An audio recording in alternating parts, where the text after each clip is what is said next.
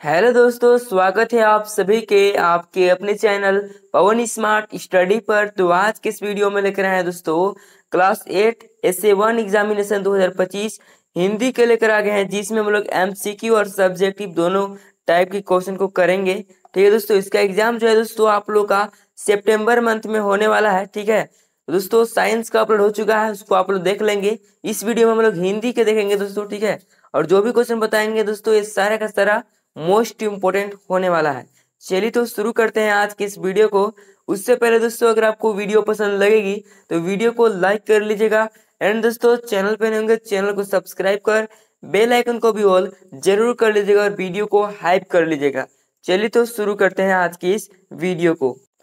तो ये देख लीजिए दोस्तों, आपका पहला क्वेश्चन क्या है कि पुष्प की अभिलाषा शीर्षक कविता के कवि हैं। ठीक है, ए में है माखनलाल चतुर्वेदी, बी में है जयशंकर प्रसाद, सी में है निर्मला पुतुल और डी में है सुमित्रा नंदन पंत। ठीक है दोस्तों, तो क्वेश्चन नंबर पहला का हो जाएगा ऑप्शन नंबर ए हो जाएगा दोस्तों, माखनलाल चतुर्वेदी है। ठीक है दोस्तों, याद रखिएगा, है ना। आगे देख लीजिए क्वेश्चन नंबर सेकेंड को, क्या है कि पुष्प की अभिलाषा किस प्रकार की रचना है। तो ए में है देश प्रेम, बी में है भक्ति और सी में है दोस्तों श्रृंगार और डी में है हास्य। तो इसका राइट आंसर हो जाएगा जो पुष्प की अभिलाषा किस प्रकार की रचना है दोस्तों, तो देश प्रेम है, ऑप्शन नंबर ए हो जाएगा दोस्तों। ठीक है, आगे देख लीजिए क्वेश्चन नंबर थ्री को, क्या है क्वेश्चन नंबर थ्री दोस्तों, पुष्प की अभिलाषा कविता में पुष्प की क्या इच्छा है।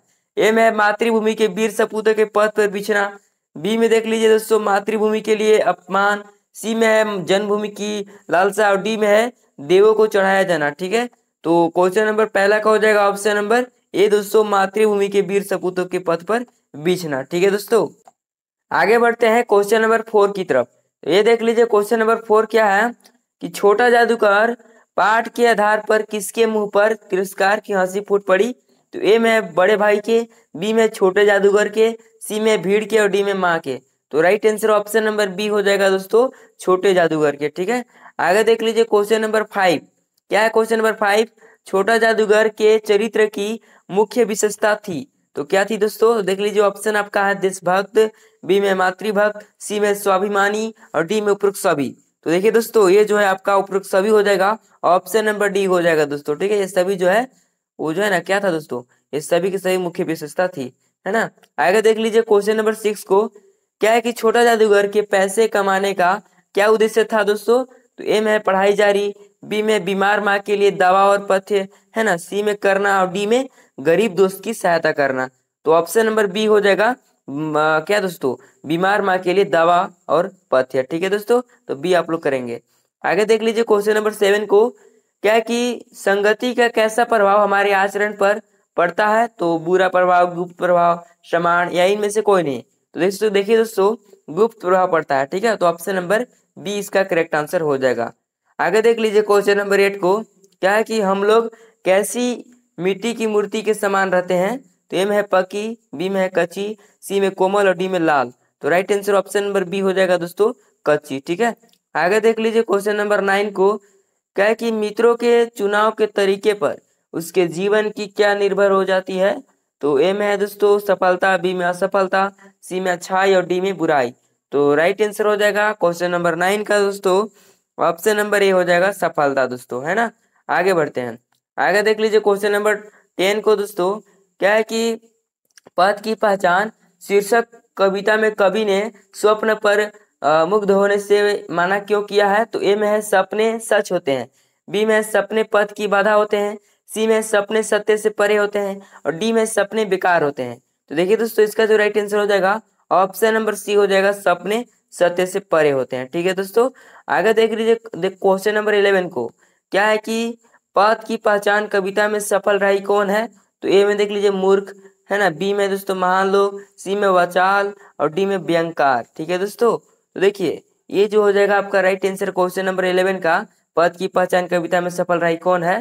तो ये हो जाएगा दोस्तों ऑप्शन नंबर बी, महान लोग। क्या दोस्तों, महान लोग इसका राइट आंसर हो जाएगा। ठीक है दोस्तों, आगे बढ़ते हैं, क्वेश्चन नंबर 12 देख लीजिए क्या है, पद की पहचान शीर्षक कविता में कवि पद की पहचान करने कहता है क्योंकि ए है सफलता प्राप्त करना आसान हो जाता है, बी है सफलता प्राप्त करना कठिन हो जाता है, सी है पथ पर कांटे होते हैं जो पैरों में चुभ सकते हैं और डी है इनमें से कोई नहीं।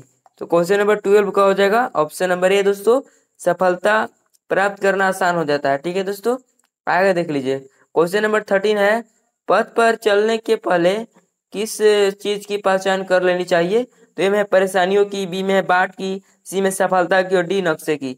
तो राइट आंसर हो जाएगा 13 का ऑप्शन नंबर बी दोस्तों, बाट की। ठीक है दोस्तों, बाट की पहचान कर लेनी चाहिए। ठीक है, क्वेश्चन नंबर 14 है, पथ पर कितने राही गए हैं? ए में कुछ राही, बी में सभी राही, डी में अनगिनत राही और डी में है 2 राही। देखिए दोस्तों, ये जो है आपका अनगिनत राही हो जाएगा, ऑप्शन नंबर सी इसका करेक्ट आंसर हो जाएगा। ठीक है दोस्तों, अब ये देख लीजिए अगला क्वेश्चन जो है दोस्तों आपका ऑब्जेक्टिव का अंतिम क्वेश्चन है। इसके बाद हम लोग सब्जेक्टिव क्वेश्चन को करेंगे, है ना। देख लीजिए क्वेश्चन क्या है, संगति का कैसा प्रभाव हमारे आचरण में पड़ता है? तो गुप्त प्रभाव पड़ता है दोस्तों, है ना। आप अच्छे से देख लीजिएगा। और हाँ दोस्तों, अभी तक आप चैनल को सब्सक्राइब नहीं किए हैं तो चैनल को सब्सक्राइब कर लीजिएगा। अगर वीडियो पसंद आ रही है तो वीडियो को लाइक कर लीजिएगा और अपने दोस्तों के पास शेयर करना बिल्कुल मत भूलिएगा।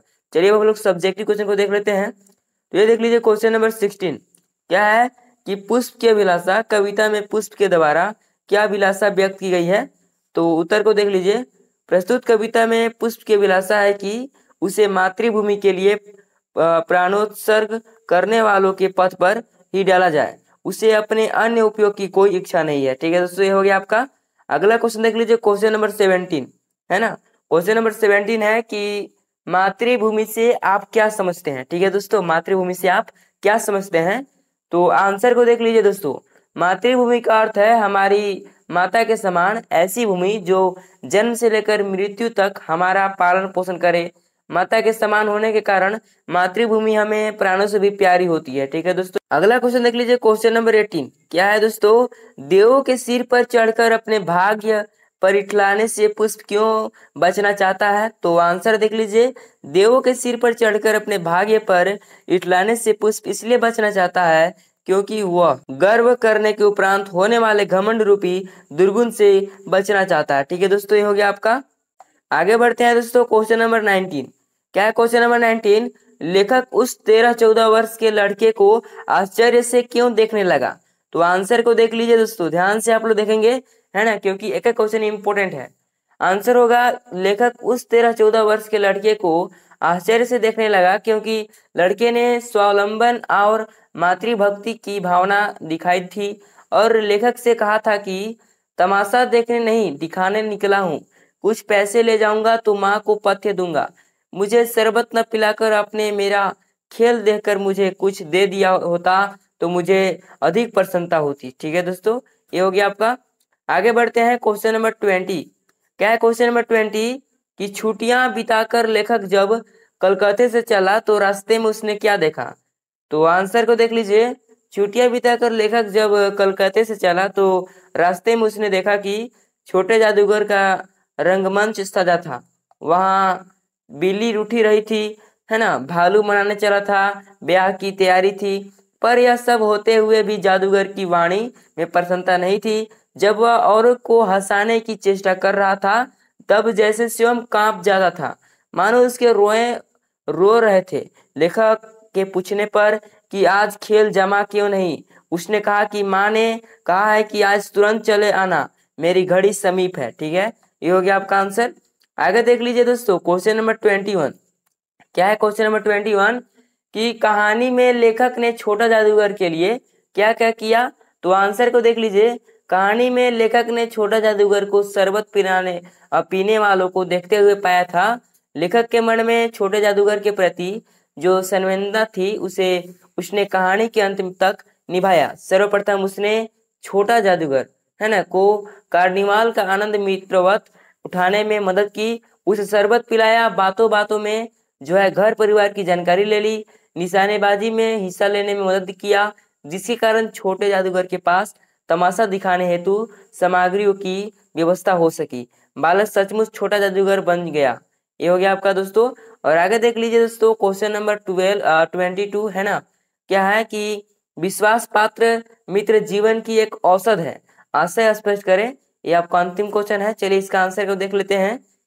विश्वास पात्र मित्र जीवन की एक औषध है, ऐसा इसलिए कहा गया है कि यदि हमें विश्वासी मित्र मिल गया तो हम अपने जीवन में चाहे जैसा भी कदम उठाएं उस कदम की आलोचना करके वह हमें सही दिशा की ओर उन्मुख करेगा, हम अपनी गलती रूपी बीमारी को उसकी आलोचना रूपी औषधि से दूर कर सकेंगे। ठीक है दोस्तों, तो ये हो गया दोस्तों आपका 22 क्वेश्चन, यानी कि 22 इंपॉर्टेंट क्वेश्चन को हम लोग देख लिए, जिसमें हम लोग 15 ऑब्जेक्टिव और दोस्तों क्या हम लोग 7 है ना 7 सब्जेक्टिव क्वेश्चन को हम लोग देखे। ठीक है दोस्तों, तो यही था दोस्तों आप लोगों का इंपॉर्टेंट क्वेश्चन है ना। अपने दोस्तों के पास शेयर कर दीजिएगा, और वीडियो पसंद लगी होगी तो वीडियो को लाइक कर लीजिएगा, चैनल पर नए होंगे चैनल को सब्सक्राइब कर लीजिएगा, है ना दोस्तों। और अभी तक आप टेलीग्राम चैनल व्हाट्सएप चैनल पर नहीं जुड़े हैं तो जुड़ जाइएगा, उसका लिंक जो है डिस्क्रिप्शन बॉक्स में दिया हुआ है, आप वहाँ से जुड़ सकते हैं। फिलहाल इस वीडियो को यहीं पर अंत करते हैं, मिलते हैं किसी नेक्स्ट वीडियो के साथ, तब तक के लिए जय हिंद जय भारत।